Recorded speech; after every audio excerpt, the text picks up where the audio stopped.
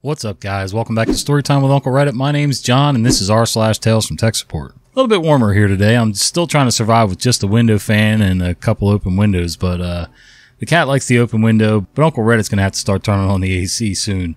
I think for the next week we'll be okay. Today's the warmest day out of all of them, and I'm surviving so far, but the minute I start seeing sweat rolling down my face while I'm trying to record, that's when we'll start running the AC. We're into June, and we haven't used it but one time, I think, and that's pretty good for us. Saved a little bit on electricity and everything, so. Alright, let's do some tech support. I'm locked out of the only thing. Hey there. Been a while, though that doesn't mean my job hasn't been any less annoying as heck. I just didn't want to post every time I dealt with a frustrating idiot, which felt like the same story over and over again. This one, like most, is about communication and sticking to basics. For context, I support traveling salespersons, and maybe 4 of them actually know that they're carrying around a computer, and maybe 3 know what a VPN actually is. The cast. Me equals me. User equals locked out. LO. I'm just going to say user because it's easier for me. Double context. While this is maybe a 10-minute call overall, I've had a killer sore throat and I'm out of sick days. Talking for longer than 2 minutes means I start tearing up from pain. Telephone rings. Me. Help desk, this is Absinthe. Can I get your identifying information? Oh, we've read from him before. User. Hi, this is iCrackle 673 Pop 21 high-pitched wine. Me. What was your ID code or PIN? User. Aluminum cans crushed by an aggressively fat and angry grizzly bear. 2. Me. Unfortunately, I can't hear you. Click. Callback. Unavailable. Enter queue. Phone rings again. Me, help desk, this is Absinthe. Can I get your identifying information? User, I'm locked out. Me, cool. From what? User, the only thing I can be. Me, either this is an incredibly affluent user that knows we use SSO for 90% of our apps, or an idiot. Oh, okay, but what are you trying to sign into? User, the only thing that matters. Me, alright. I'll still need to identify you before I can troubleshoot. Can I get your identifying information? Help desk identity confirmed. Check AD, user's not locked. Hit the unlock button anyway because it's had a habit of lying this year. Me. Okay, try again. User. How the F do you expect me to do that? Me. You said you were locked out. That means you got a message saying, sorry, this account is locked, right? User. Man, I said I was locked out. I can't even get in. Oh my god, I see where this is going. Me. Can't log into what? The website? The member website? The mobile app? Your email? Teams? Cue mucus drip and tears starting to form as I lose my voice and drink another half-gallon of cold, bitter licorice root tea. Yeah. User. The only thing that matters, man, the VPN. I can't even get internet on this bitch. Me. User. Are you there? Me. Yeah, click on the globe on the bottom right for me. User. The what? Me. It's where you go to connect to Wi-Fi. User. The only thing there is an airplane mode. Me. How about the words internet and network settings in blue just above that? User. Okay. Me. Look for change adapter options. User. Okay. Me. What do you see? User describes that Ethernet is unplugged and Bluetooth is disabled. Me. Anything about Wi-Fi? User. Nope. Me. Alright, not sure if this will work, but use the search bar on the bottom left where it says type here to search and put in Software Center. Under Applications, find Fix Stupid Wi-Fi Disabled Issue Program version 7.5 and install it. User. Okay. Me. Is Wi-Fi back? User. No. Me. Have you restarted your computer? User. Nah, my manager says to always leave it on overnight so it can update. Me. Please restart your computer. User. Oh my god, that fixed it. Thank you. Me. Awesome. Before you go, we're trying to figure out why this keeps happening. I have a few quests called disconnects. Gargle medicated cough drops and throat numbing agent. Could have saved myself a lot of pain if I had just kept to the usual script, but I allowed the user to throw me off and lead the call. Yup, it's a fine balancing act. You have to make the caller think that they're leading the call while you're actually leading them. It's tough. Not sure I could do it, honestly. I'm just saying, stating the obvious, but... And since when do other managers dictate what happens with tech? You know, somebody should be sending out mandates, restart, once a week, mandatory, whatever, something. So that, because some updates aren't going to automatically just take over your computer and do the restart itself. Although mine does, but only when I'm trying to keep something on the screen that I don't want to have to kind of reopen and all that stuff and reset up for shooting videos and all that. That's exactly when it does its own thing. But hey, can't complain. It's still running and it's fast enough to do all this. So Yay. Encyclopedia Moronica. P is for priorities. It was a gray morning. Rain didn't fall so much as it misted across the world, immediately saturating anything unlucky enough to be out in it without 7 layers of waterproofing. I was watching it through a window from a warm, dry office, sipping at something that contained a multiple of the recommended daily intake of caffeine when my phone rang. I refreshed my queue and immediately saw the job. Me. Hey, scheduler, you're ringing about the job at nearby site? Scheduler. Yes, it's just come in as urgent. Can you go look? I looked at the unrelenting rain outside once again. Well, it is what they pay me for. Me, yes, I'll go. However, it's 5 to 12. I'll have to work through my lunch, so please mark my end time for today as 3:30, not 4 o'clock. Scheduler. Oh, wait.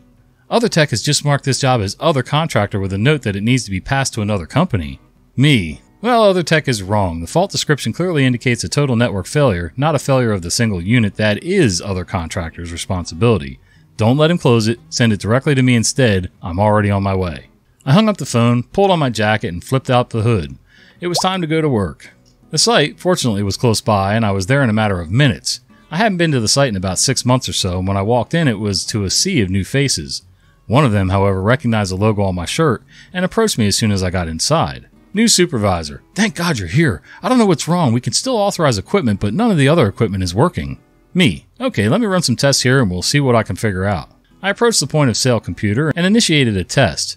Comms error. Okay, I'll try a different test. Transmission error. What about a different POS? Comms error. Okay, time to move up the network tree. Me. Okay, I need to check in the office. Is it unlocked? NS.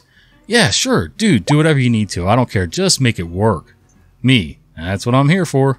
So into the office. Typical small independent store. There is a computer, a router, and 1 or 2 other pieces of equipment to make our system actually work. A moment or two with that ping proved that all of our equipment was online and communicating with each other, but not the outside world. A router problem, perhaps? The site used a Cisco RV042. Reasonably reliable, although if memory served, this one was about 2 years old, having replaced an identical predecessor when it completely failed. So, can I ping the upstream router? Can I even find an address for the upstream router? I managed to get access to the Cisco's web interface, but I had no luck. It was like the upstream router didn't exist, despite the cable showing link lights. In desperation, I returned to the outside world to get a known good network cable for my vehicle, but no joy. Replacing the cable between the routers did not restore network traffic. I hadn't expected it to work, but it was worth ruling out. Reboot the Cisco. Reboot the upstream router. Nothing. What the F?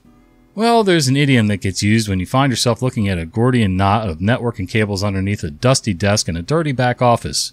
When in doubt, tear it out. I disconnected everything from the upstream router, taking notes so I could reconstruct it to the state it was when I arrived at least. I rebooted the Cisco, the upstream router, even the ONT with nothing connected. Then I started rebuilding the network. ONT to upstream router, upstream to Cisco, and we're back online. Pings are pinging. Everything's working again. So I rebuild the network, find the offending unit, first cable connected, no change. Everything continues working as normally. Pings are unaffected. Second cable, still no change. Wait, is everything going to continue to work and I'll have no idea why it failed? Last cable, total network failure. Pings failed, everything offline. Disconnect the cable? What the hell is this and why does it kill everything when it gets connected?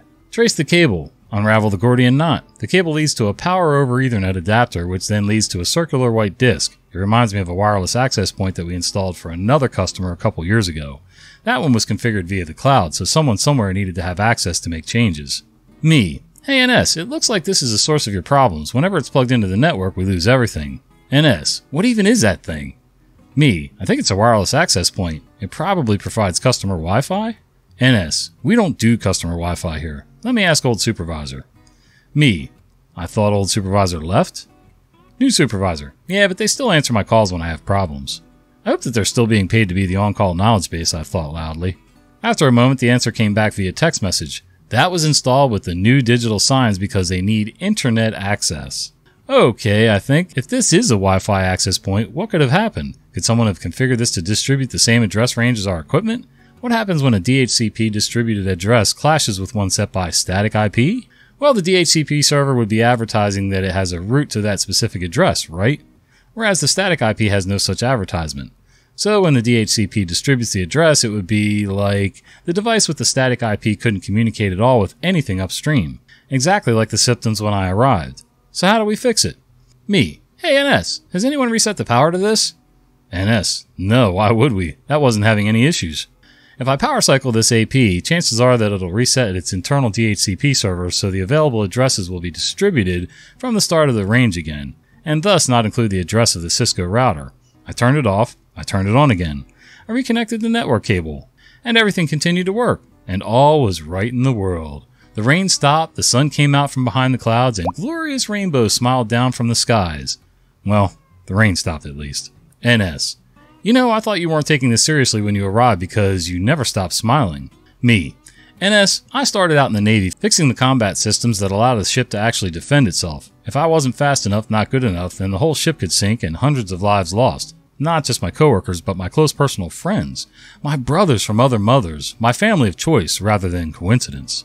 Then I moved to the civilian world and started working on fire alarms and life safety systems. My boss once screamed at me, "What will you tell the coroner when it doesn't work and people die?"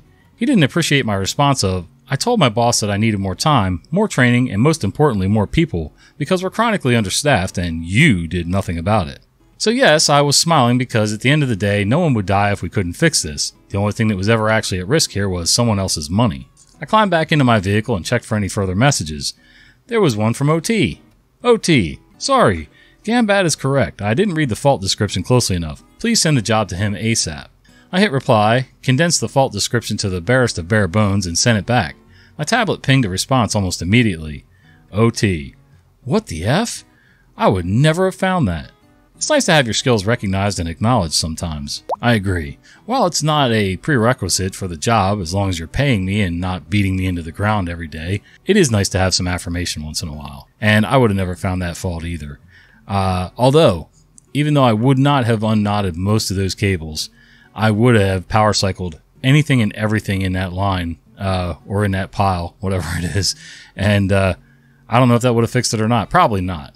A lot of times you got to unplug things, unplug Ethernet and different data cables in order to actually do a good, clean power cycle. But anyway, kind of a short one today, guys. I appreciate you spending some time with me on this Friday afternoon, which it's Friday afternoon for me. It'll be late night by the time the UK people get a hold of this. And for everybody here in the US, it'll be Friday evening or Saturday morning if you skip YouTube altogether and go sit outside tonight, because where I am, at least, it's gorgeous weather outside. All right. Till the next video, see ya.